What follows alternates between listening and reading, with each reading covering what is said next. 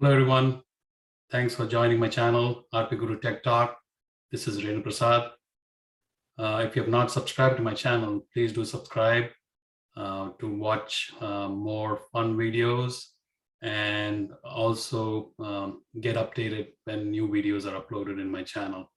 Thank you so much. I have this PDF file which is pretty large in size, so I want to reduce it, but also not lose the quality of the file once I reduce it.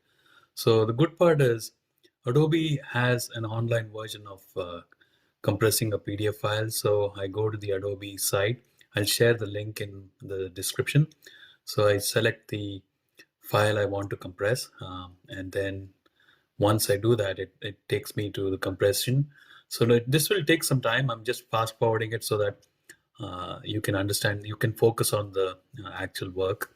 So it's uploading the file, and then once it uploads, then you could check the different options there: high, medium, low.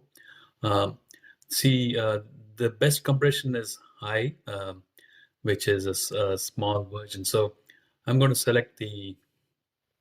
So if you see, it's a 123 MB file, which is a very large file.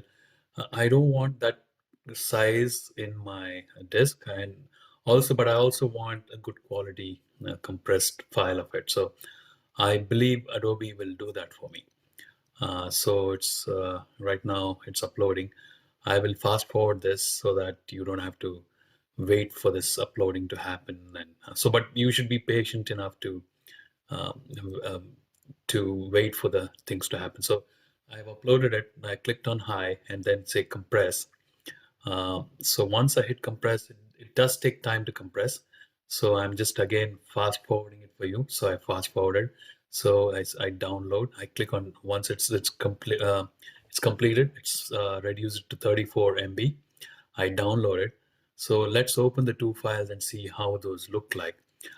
So side by side to see how they relate to each other, even though the size is 1/3 of the original file. So let's take a look.